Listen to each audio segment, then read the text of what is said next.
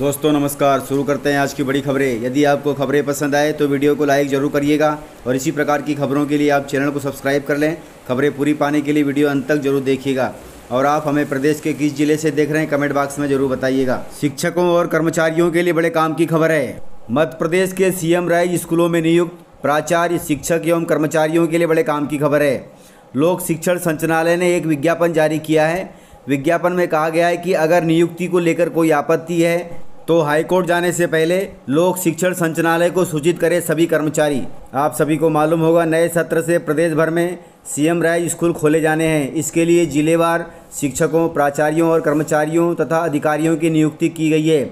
इन सभी कर्मचारियों को कहा गया है कि यदि आपको नियुक्ति में कोई आपत्ति है तो आप लोक शिक्षण संचालनालय को सूचित करें, बजाय हाईकोर्ट जाने से पहले। इसके अलावा स्कूल शिक्षा विभाग ने सीएम राय स्कूलों के अमले की चुनाव में ड्यूटी न लगाने को लेकर सभी कलेक्टरों को पत्र भी लिखा है। तो इस प्रकार से सीएम राय स्कूल में चयनित शिक्षक, प्राचार्य, कर्मचारी सभी के लिए बड़े काम की खबर है। मध्य प्रदेश माध्यमिक शिक्षा मंडल 10वीं और 12वीं के छात्रों के लिए जरूरी खबर है। 20 और 21 जून को होगी आप सभी की पूरक परीक्षाएं, इसलिए तैयारियां जोरों से जारी रखें। मध्य प्रदेश में 10वीं की पूरक परीक्षाएं 21 से 30 जून तक होंगी और 12वीं की पूरक परीक्षाएं 20 जून से होंगी। पूरक परीक्षा में प्रदेश के 10वीं और 12वीं के 1,96,461 विद्यार्थी शामिल होंगे। सभी विषयों की पूरक परीक्षाएं सुबह 9 बजे से दोपहर 12 बजे तक होगी। सभी कंपार्टमेंट छात्रों को ऑनलाइन आवेदन फॉर्म भरना होगा। आप सभी का प्रवेश पत्र 5 जून 2022 तक ऑनलाइन मिल जाएगा। छात्र अधिक जानकारी के लिए मध्य प्रदेश बोर्ड की आधिकारिक वेबसाइट mpbsc.nic.in पर जाकर के विजिट कर सकते हैं। परीक्षा में फेल हुए छात्रों के लिए मध्य प्रदेश राज्य ओपन बोर्ड से रुक जाना नहीं योजना में केवल अनुत्तीर्ण विषयों की परीक्षा में सम्मिलित होने का अवसर है।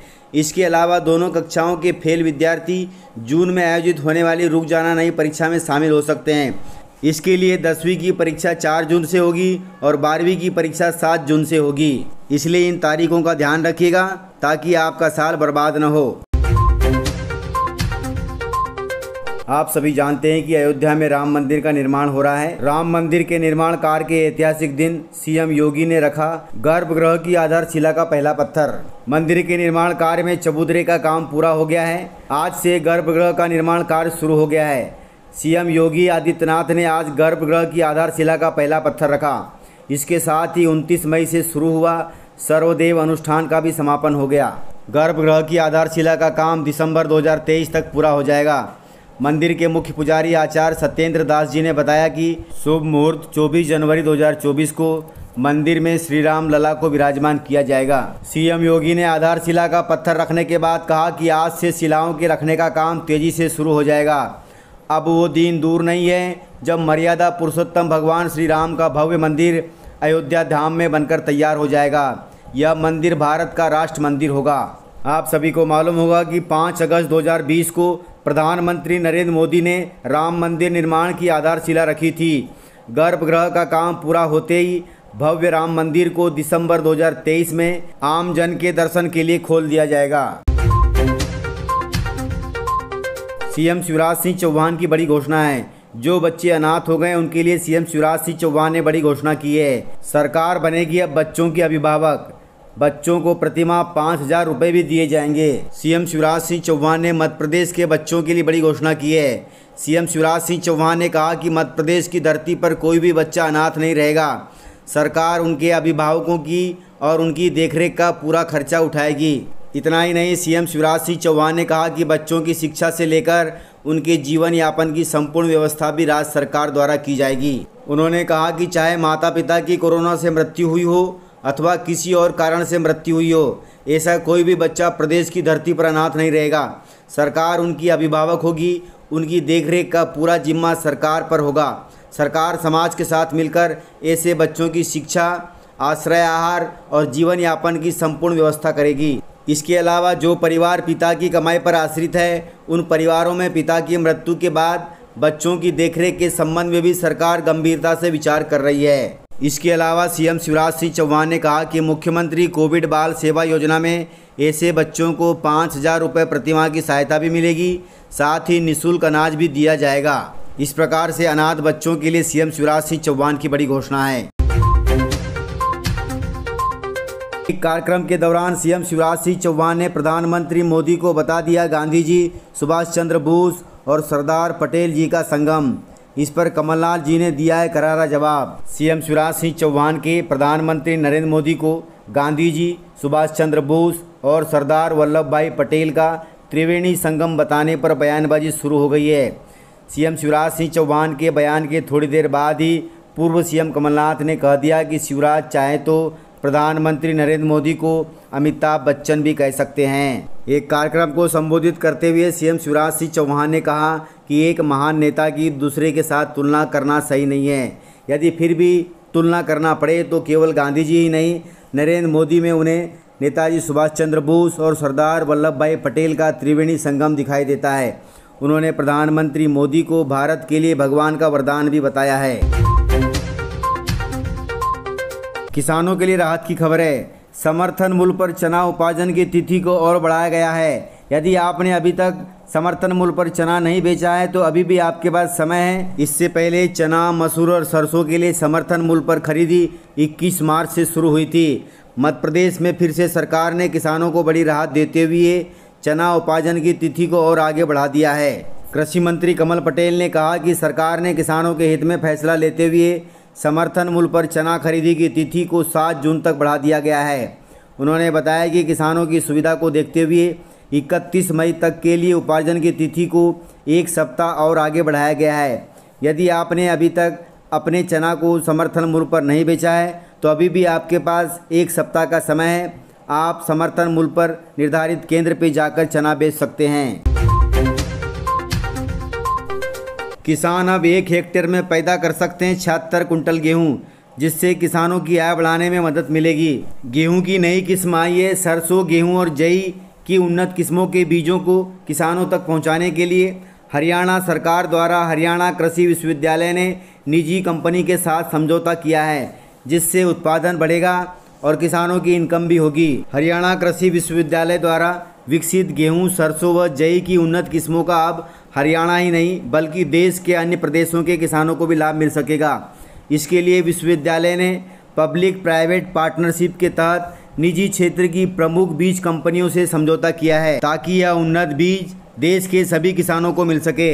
इसके तहत विकसित गेहूं की WH-1270, सरसों की विकसित RH-725 व जई की उन्नत किस्म OS-405 इन उन्नत किस्म के बीजों को किसानों तक पहुंचाएगी, ताकि किसानों को उन्नत किस्मों का विश्वसनीय बीज मिल सके और उनकी पैदावार में वृद्धि हो सके।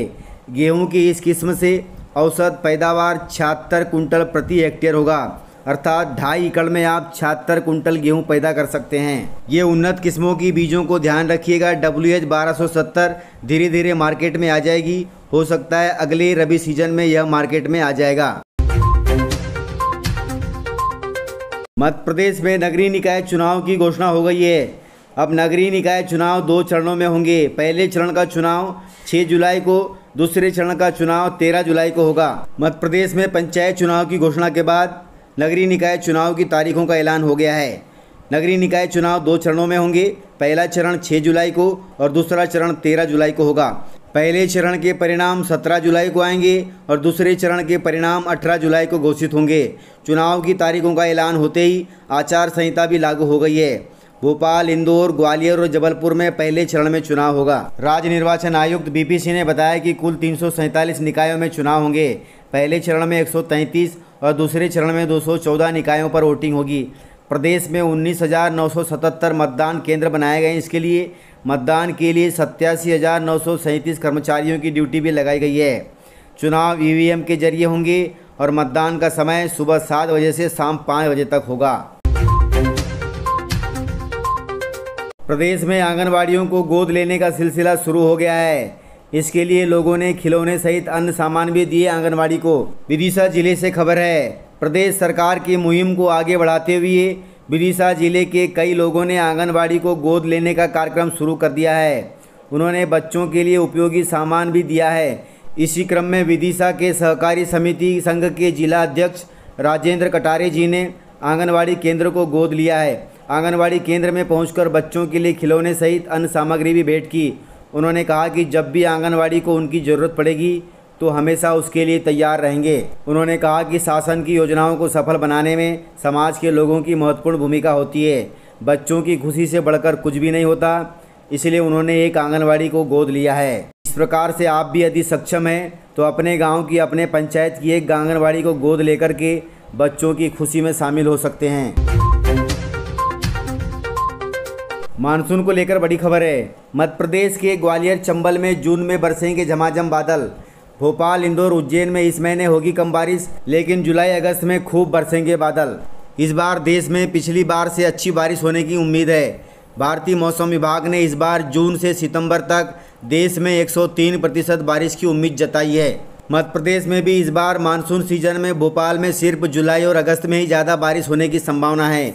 जून और सितंबर में सामान्य से कम बारिश होगी भोपाल में। उज्जैन और इंदौर संभाग में भी ज़्यादा नहीं बल्कि सामान्य बारिश होने का अनुमान है। मौसम विभाग के अनुसार मानसून की पहली बारिश जबलपुर, सागर और अलीराजपुर से शुरू होगी।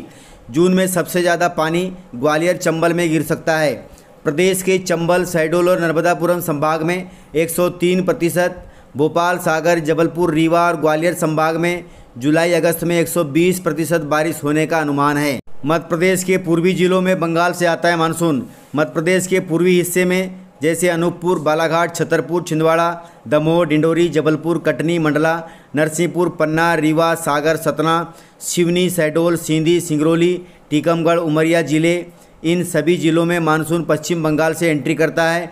यहाँ बंगाल से आने वाली हवाओं का असर होता है और इसी से बारिश होती है। इन सभी जिलों में भी अच्छी बारिश होने की संभावना जताई गई है। इसके अलावा मध्य प्रदेश के पश्चिमी जिलों में अरब सागर से मानसून आता है।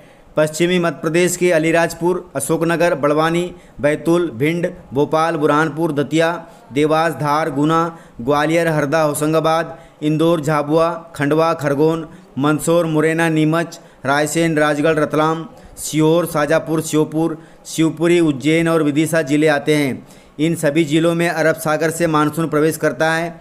यहाँ अरब सागर से आने वाली मानसूनी हवाओं का असर होता है, इसी से बारिश होती है। इन सभी जिलों में भी अच्छी बारिश होने की संभावना जताई है मौसम वैज्ञानिकों ने। इस प्रकार से प्रदेश तथा देश में इस वर्ष अच्छी बारिश होने की संभावना है। तो इस प्रकार से खबरें थी। यदि आपको खबरें पसंद आई हो तो वीडियो को लाइक ज़रूर करिएगा, और यदि आपने वीडियो पूरा देखा है तो उसके लिए बहुत बहुत धन्यवाद। वीडियो को ज़्यादा से ज़्यादा अपने दोस्तों में शेयर करें ताकि वे भी जानकारियों से अपडेट रहें और जानकारियों का लाभ ले सकें। तो आज की वीडियो में इतना ही। मिलते हैं सर अगले वीडियो के साथ, तब तक के लिए जय हिंद, जय भारत।